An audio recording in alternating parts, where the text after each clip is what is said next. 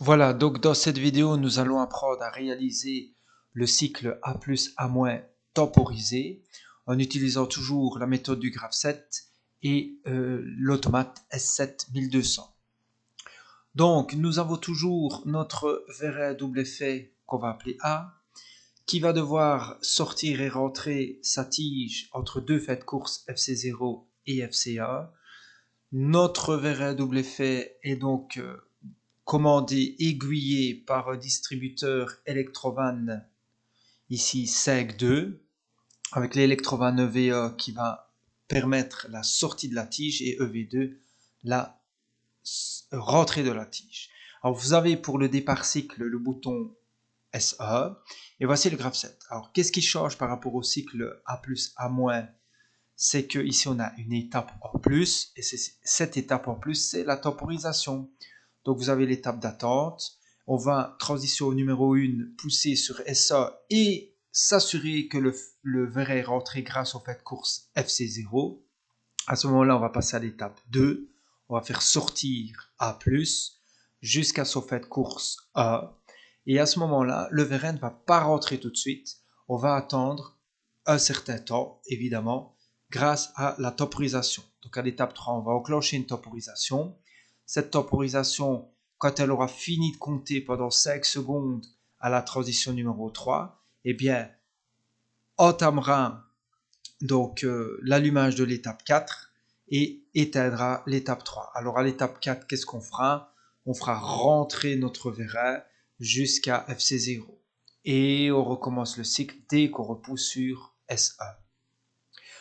Voilà, donc on va passer à la programmation. Voilà, donc on va cliquer sur TIA Portal. Une fois que la fenêtre apparaît, nous, ce qu'on veut aujourd'hui, c'est ouvrir un projet existant. Donc on va aller dans Parcourir, on clique dessus, on va aller rechercher notre dossier que nous avions réalisé, c'est-à-dire graphe 7 cycle A plus A moins. Et on double-clique dessus et on fait ouvrir. Donc il va nous charger le projet que nous avions fait donc auparavant. Ici, vous avez la fenêtre où il faut aller tout en dessous et ouvrir la vue du projet. Donc, on clique dessus. On peut configurer un appareil, etc. Mais nous, on va ouvrir la vue de projet. D'accord? Donc, vous retrouvez votre programme et notre automate CPU 1214 CDC-DC que nous avions auparavant configuré. Donc, on va dérouler, on va aller dans configuration des appareils et on va retrouver la vue récapitulative de notre automate. Le voilà. Donc, on peut aller modifier les propriétés, par exemple, du câble Ethernet. Donc, on peut aller chercher l'adresse. Moi, je vais garder mon automate, mais je peux changer en changeant ici l'adresse pour communiquer avec un autre automate si je le souhaite. Donc, on peut aller changer toutes sortes de propriétés, les entrées, les sorties, etc., etc. Donc, nous, maintenant, on va retourner sur notre automate au niveau de la programmation et on va aller chercher les blocs de programme et on retrouve tous les blocs que nous avions donc auparavant définis. Voilà, on va modifier notre programme. Donc, on va aller dans le graphe 7, on voit qu'on a 4 étapes. Donc, on retourne dans le programme, on va dans les étapes, on double-clique dessus. La fenêtre apparaît, vous voyez qu'on a un réseau de 1 à 3, ben, on va cliquer dessus et on va lui dire qu'on a un réseau de 1 à 4. Voilà qui est fait. Qu'est-ce qu'on peut aussi modifier facilement? C'est le startup. On va donc toujours lui dire qu'au départ, on a l'étape 1, mais on va devoir resetter l'étape 2 et 3, et également maintenant l'étape 4. Donc on rajoute ici une étape 4. On n'oublie pas de mettre le reset, pour ne pas l'oublier, et on inscrit ici au-dessus de resetter l'étape 4. Donc voilà, on voit dans notre graphe 7 que l'étape 3 c'est une temporisation, que la transition 3 c'est quand la temporisation a fini de compter et que la transition 4 c'est FC0. Donc il y a des petites modifications à aller faire. Donc qu'est-ce qu'on peut dire? Qu'à l'étape 3 on va enclencher une temporisation et la temporisation elle est dans l'automate. Donc c'est une mémoire que l'automate va enclencher à un certain moment. Et quand elle aura fini de compter, elle pourra passer à l'étape suivante. Alors pour ce faire, on va aller d'abord dans les variables de l'API. dans la table des variables standards et déjà on va lui dire qu'on a une transition numéro 4. Donc TR4, on fait Enter et vous avez vu, il a incrémenté M2.3.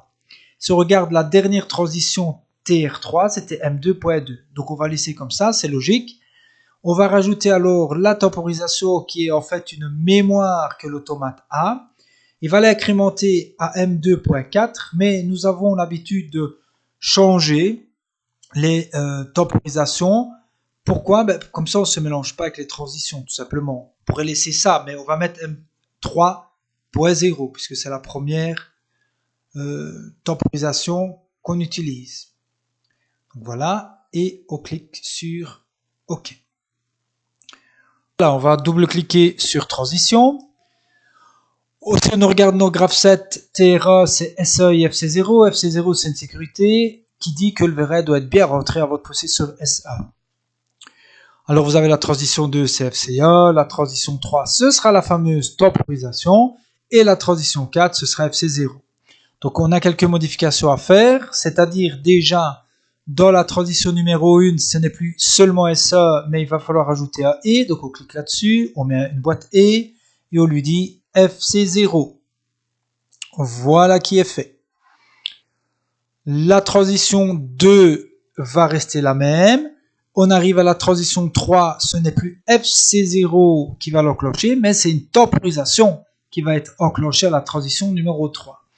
Donc on va effacer FC0 et le remplacer simplement par la temporisation. Donc on va marquer ici temporisation. Voilà. Alors, ensuite, il nous reste à créer maintenant la transition numéro 4. Donc, on va lui dire que c'est égal. Voilà. Transition numéro 4, TR4, qui va enclencher quoi? Qui va être enclenché par FC0. Voilà. Et maintenant, on a terminé les transitions. On va pouvoir s'attaquer aux sorties.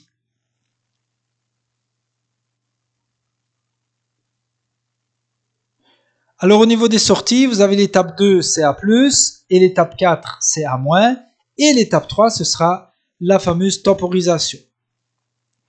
Alors pour ce faire, l'étape 2 c'est EVA, donc A+, l'étape 3 ce n'est plus EV2, c'est l'étape 4, donc on remplace le 3 par le 4, et alors on va rajouter une nouvelle sortie.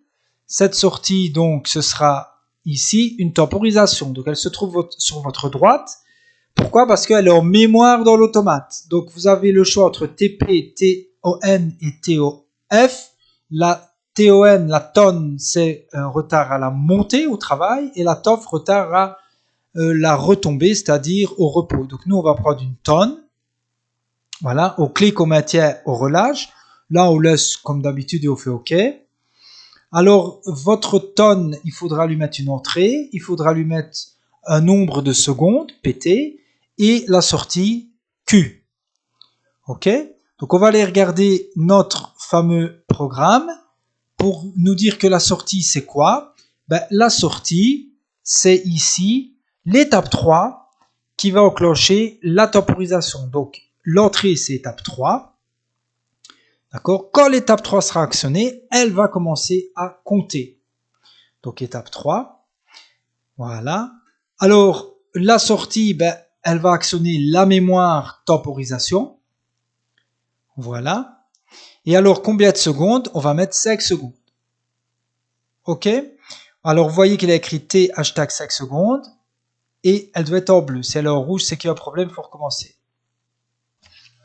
Donc voilà. Il nous reste à réaliser les séquences, donc au double-clic sur les séquences.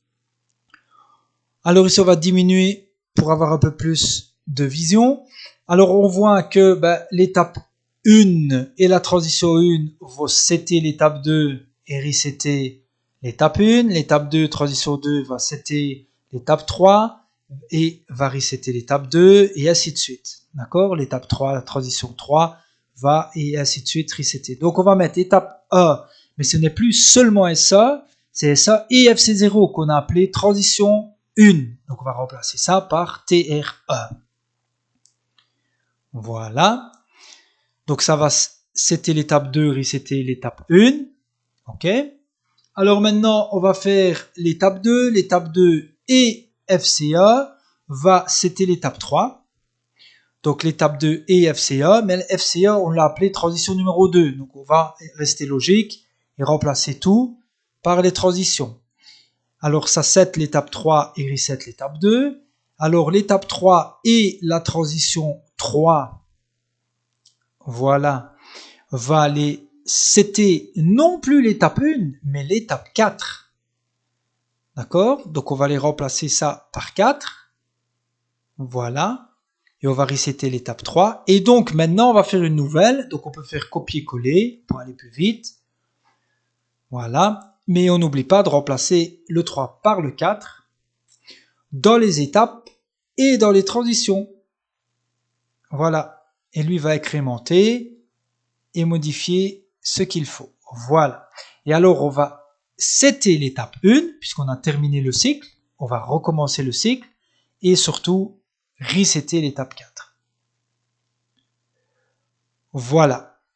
Donc comme ça on a fini les séquences. Voilà, la vidéo est terminée. Si vous avez aimé, n'oubliez pas de vous abonner, de liker et de partager pour encore plus de vidéos.